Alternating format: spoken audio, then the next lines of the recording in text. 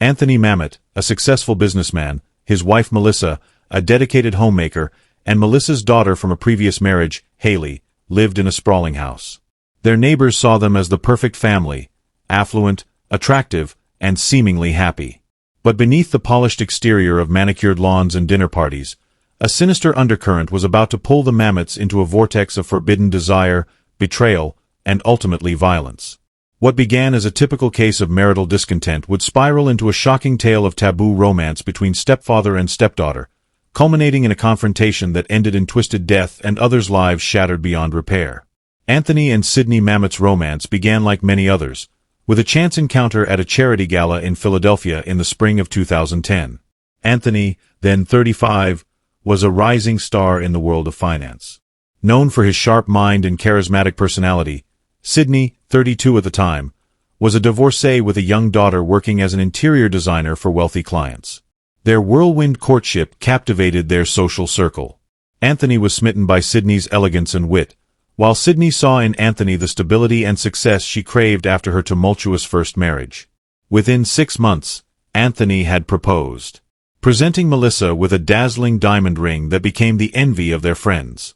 The wedding, held at the prestigious Rittenhouse Hotel, was the social event of the season. Melissa's 7-year-old daughter, Haley, served as the flower girl, her cherubic face beaming as she watched her mother marry the man who would become her stepfather. For the first few years, the Mamets seemed to thrive. Anthony's career continued to soar, and he was soon made partner at his firm. Melissa threw herself into the role of the perfect corporate wife. Hosting dinner parties and charity events that cemented their status in elite circles, she doted on Haley, ensuring the girl wanted for nothing, from the best schools to extravagant vacations. But as the novelty of their new life together wore off, cracks began to appear in the foundation of their marriage.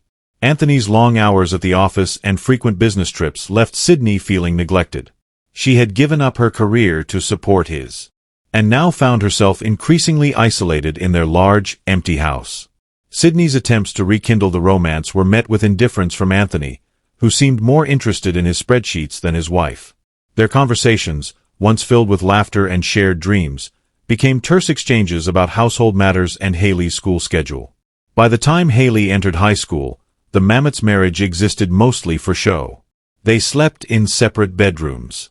Citing Anthony's snoring as the reason to curious friends, their interactions were cordial but cold. Like business partners rather than loving spouses, Sydney threw herself into volunteer work and her role as Haley's mother. Living vicariously through her daughter's achievements and social life, Anthony buried himself deeper in his work, taking on more responsibilities at the firm and spending even less time at home. Neither was willing to admit defeat and file for divorce, their shared fear of scandal.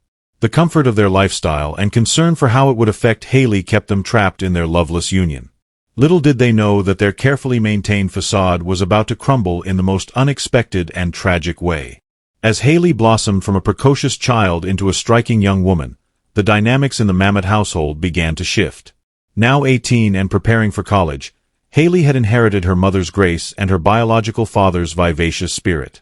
Haley's relationship with her mother had always been close, if sometimes strained by Sydney's tendency to overprotect and live through her daughter's experiences. With Anthony, however, things had been more complicated. In the early years of the marriage, he had been a doting stepfather, attending her recitals and helping with homework.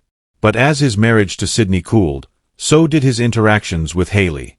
The change during Haley's senior year of high school, Anthony, perhaps feeling the weight of his own mortality as he approached 50, began to take a renewed interest in his stepdaughter's life. He attended her dance performances, beaming with pride from the audience. He engaged her in conversations about her college plans, offering advice on majors and career paths. Sydney, at first, was pleased to see Anthony finally acting like part of the family again. She encouraged the father-daughter bonding, hoping it might somehow bridge the gulf in their marriage. But as the months wore on, she began to sense something unsettling in the way Anthony looked at Haley, in the way their conversations would stop abruptly when she entered a room. Haley, for her part, found herself drawn to Anthony in a way that both excited and confused her. His attention made her feel seen in a way she hadn't before. She began to dress more carefully when she knew he'd be home to seek out his company. Under the guise of needing help with college applications or financial advice, The tension in the house grew palpable.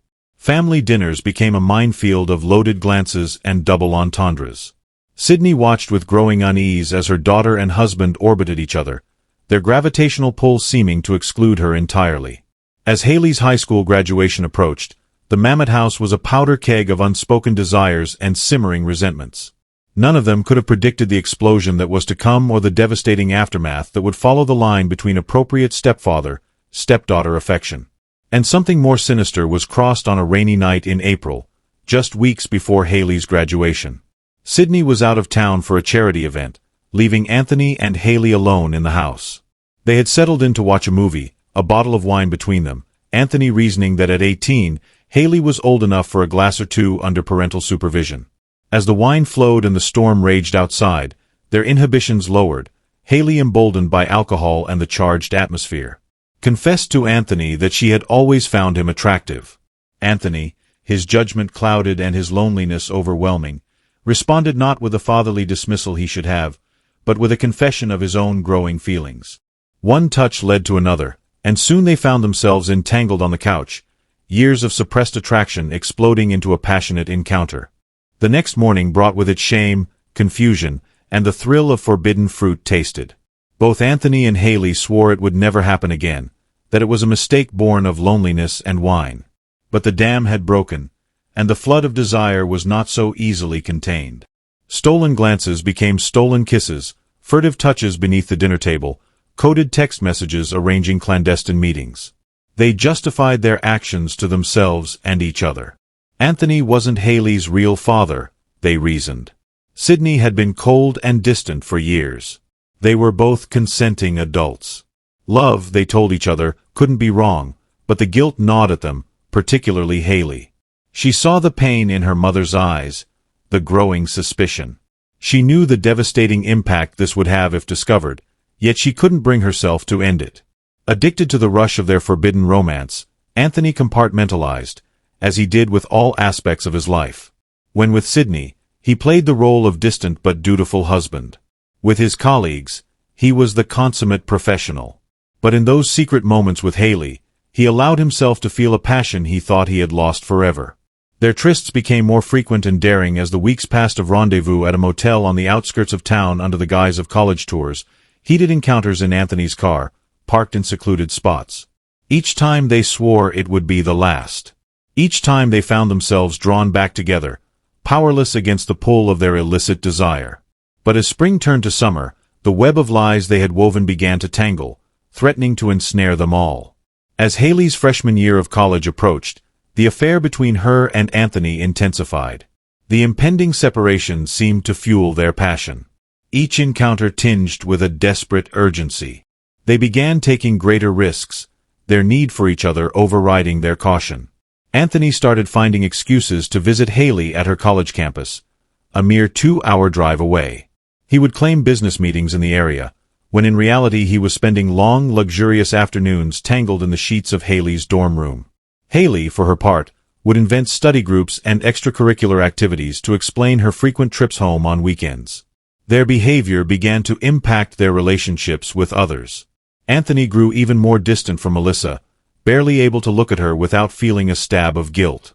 He threw himself into his work with renewed vigor. Using it as both an escape and an excuse for his absences, Haley struggled to connect with her college peers, always holding back, always guarding her explosive secret. The affair also began to change them as individuals. Anthony, reinvigorated by his relationship with Haley, started paying more attention to his appearance. He joined a gym, updated his wardrobe, even contemplated hair restoration treatments. His colleagues remarked on his newfound energy. Assuming he had finally found work-life balance, Haley, meanwhile, found herself torn between exhilaration and shame. She excelled in her studies, channeling her turbulent emotions into her coursework. But her social life suffered. She rebuffed advances from classmates, unable to contemplate a normal relationship while entangled with her stepfather. There were close calls that should have served as wake-up calls. Once, Melissa nearly walked in on them in a compromising position in the pool house, saved only by a well-timed phone call that delayed her arrival home. Another time, one of Haley's dorm mates spotted Anthony leaving her room early in the morning, leading to awkward questions that Haley clumsily deflected. Despite these near misses, Anthony and Haley convinced themselves they could maintain their secret indefinitely. They began making tentative plans for a future together, whispering about the day when they could finally be open about their love. Anthony spoke of divorcing Sydney, of starting a new life with Haley. Once she finished college, Haley daydreamed about a fairy tale wedding, conveniently ignoring the devastation it would wreak on her mother. But as their fantasy future grew more elaborate, so did the tangled web of lies required to sustain their present. Anthony's finances came under scrutiny at home as Sydney questioned the increased business expenses and mysterious cash withdrawals. Haley's academic performance, while still strong, began to slip as the stress of her double life took its toll. The pressure began to mount, the cracks in their carefully constructed facade widening day by day. Still, they persisted, each stolen moment together, reinforcing their belief that their love was worth any cost. They failed to see that the price would be far higher than either of them could have imagined, and that the bill was coming due far sooner than they knew. It was during a lunch with her friend Beatrice that the first inkling of the terrible truth began to form in Melissa's mind. Beatrice, ever the gossip, mentioned offhandedly that she'd seen Anthony and Haley having an intense conversation at a cafe in town at a time when Haley was supposed to be at college and Anthony at work. The way Beatrice described their body language, leaning in close, hands touching on the table, sent a chill down Melissa's spine. She brushed it off, laughing too loudly and changing the subject, but the seed of suspicion had been planted from that moment on. Melissa began to pay closer attention to the interactions between her husband and daughter. She noticed the lingering glances, the inside jokes she wasn't privy to, the way they always seemed to find reasons to be alone together. As the evidence mounted, Melissa found herself trapped in a state of denial. The alternative was too horrible to contemplate, but with each passing day, the truth she didn't want to face inched closer to the surface, threatening to explode into the open and shatter their lives forever. The day Melissa's world imploded started like any other. It was a warm June morning, the air heavy with the promise of summer storms. Melissa had plans to meet friends for lunch, but a last-minute cancellation left her with an unexpected free afternoon. On a whim, she decided to surprise Anthony at his office, perhaps suggest an impromptu date night to rekindle their faltering connection. But Anthony wasn't in his office. His assistant, flustered by Melissa's unexpected appearance, let slip that Mr. Mamet had left early, mentioning something about a family emergency. Sydney felt her blood run cold. There was no family emergency she knew of. With trembling hands, she took out her phone and opened the tracking app she'd installed weeks ago in a moment of paranoid weakness. The pulsing dot of Anthony's location appeared not at home, not at any hospital, but at a nondescript address on the outskirts of town. The drive to that address was a blur. Sydney moved on autopilot, her mind racing through possibilities, each more devastating than the last. She pulled up to a small motel, the kind that rented rooms by the hour. And there, in the parking lot, was Anthony's car. Melissa sat in her vehicle, paralyzed with indecision. Did she really want to know? Couldn't she just drive away, pretend she'd never seen this? But then another car pulled into the lot. Haley's beat-up college Honda. The world seemed to tilt on its axis as Melissa watched her daughter hurry across the parking lot and knock on one of the motel room doors. It opened, Anthony's familiar silhouette visible for a moment before Haley slipped inside. Melissa sat in stunned silence, her mind refusing to process what her eyes had just witnessed. Seconds stretched into minutes as she stared at the closed motel room door, willing it to be some sort of mistake, a misunderstanding, anything but the betrayal it so clearly was finally. Operating on instinct rather than conscious thought, Sydney got out of her car. She raised her hand to knock, then paused, her fist trembling in mid-air. From inside, she could hear muffled laughter, Haley's musical giggle, Anthony's deeper chuckle. The sounds of happiness and intimacy twisted like a knife in her gut. With a deep breath, Sydney steeled herself and rapped sharply on the door. The laughter inside abruptly ceased, replaced by hushed, panicked whispers. She knocked again, louder this time. Her calm facade cracking as she called out. The silence stretched for what felt like an eternity before she heard movement inside. The door opened slowly, revealing Anthony, his hair mussed and shirt hastily buttoned. Behind him, Melissa could see Haley, her face a mask of guilt and fear. In that moment, As Melissa looked from her husband to her daughter, the full weight of their betrayal came crashing down upon her. Her world, already fragile, shattered completely. The tension in the small motel room was suffocating as Melissa stepped inside, her eyes darting between Anthony and Haley. For a long moment, no one spoke. The only sound was the hum of the ancient air conditioner and the pounding of Melissa's heart in her ears. Anthony was the first to break the silence, his voice strained as he attempted to explain, but Melissa cut him off, her voice eerily calm. Anthony stepped forward, attempting to shield Haley. "Melissa, please. This isn't Haley's fault." A harsh laugh escaped Melissa's lips. The argument escalated quickly, years of pent-up resentment and betrayal pouring out. Accusations flew back and forth. Melissa accused Anthony of grooming Haley, of taking advantage of her youth and innocence. Anthony defended their relationship, insisting it was real love, that Haley is an adult now. Haley, caught between her mother and the man she thought she loved, tried desperately to mediate. She pleaded with Melissa to understand, swore that Anthony had never taken advantage of her, that their feelings were mutual. But Sydney was beyond reason. In her eyes, this was the ultimate betrayal, not just of her as a wife, but as a mother. As the shouting reached a fever pitch, Sydney noticed Anthony inching towards the bedside table. She saw the glint of metal and realized with a jolt of fear that he was reaching for something, the gun he always kept for protection. Time seemed to slow down. Sydney lunged for Anthony. Determined to stop him from doing something unthinkable, Haley, seeing her mother's sudden movement, misinterpreted it as an attack on Anthony and tried to intervene. In the ensuing scuffle, the gun went off. The sound of the shot was deafening in the small room. For a moment, everything went still. Then Haley crumpled to the floor, a red stain blossoming on her shirt. Melissa's scream of anguish shattered the silence. Anthony stood frozen, the gun slipping from his nerveless fingers. As Melissa frantically tried to stem the blood flowing from her daughter's wound, the full horror of what had happened began to sink in. Their secret was out, and the consequences were far more devastating than any of them could have imagined. The gunshot at the motel brought a swift response from local law enforcement. Within minutes, the small parking lot was awash in flashing lights as police cars and an ambulance converged on the scene. First responders found a tableau of tragedy in room 114. Haley lay on the floor, barely clinging to life.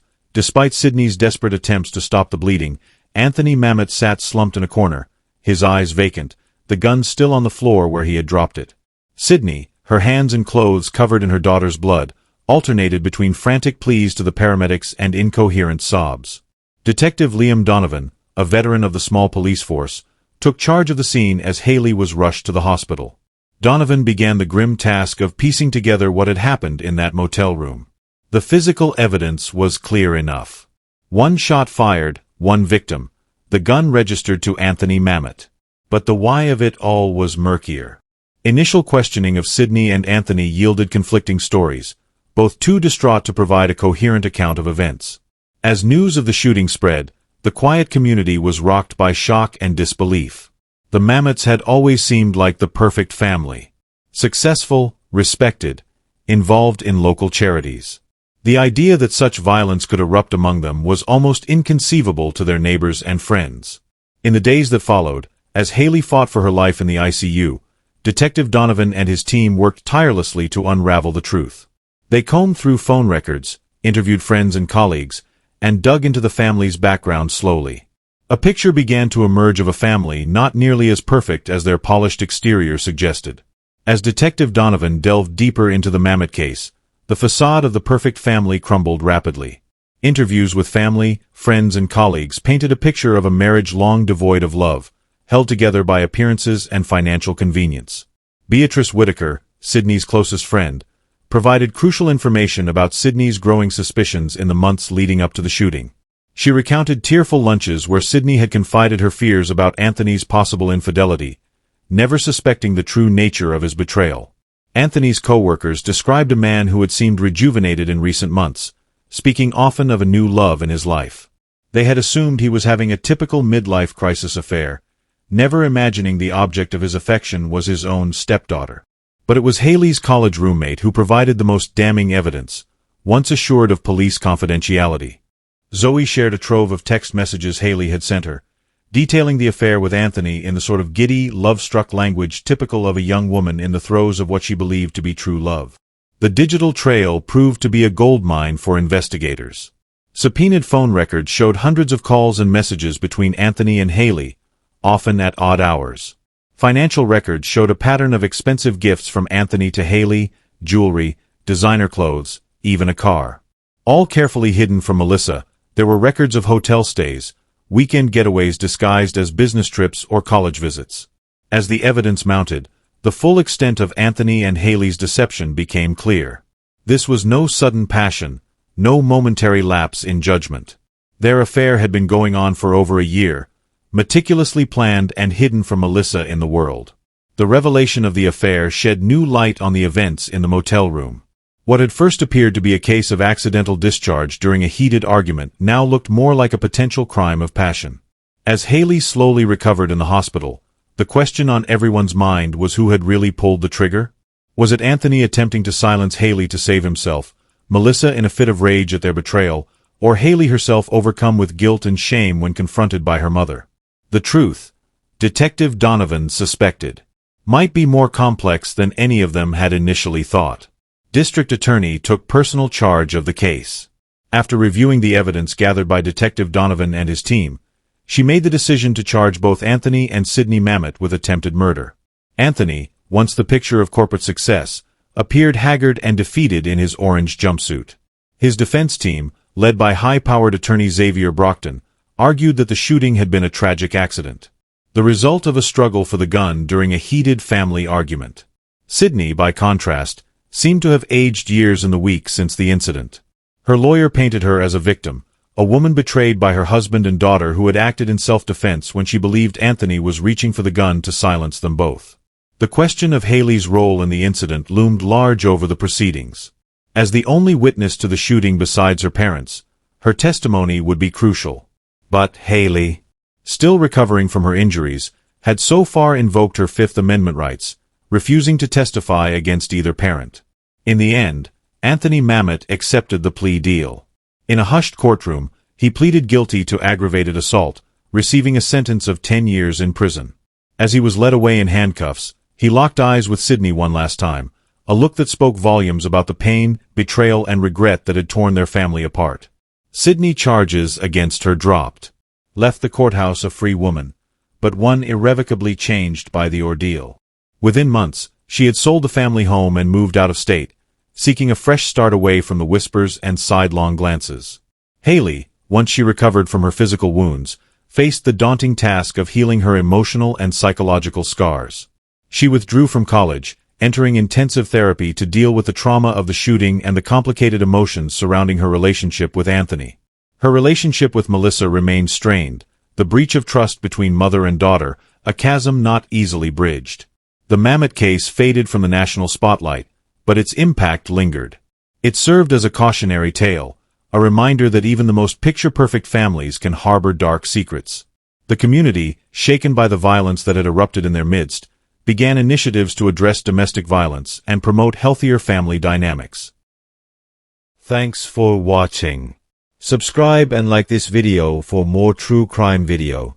Don't forget to leave your thoughts and theories in the comments section below. Take care and see you in the next video.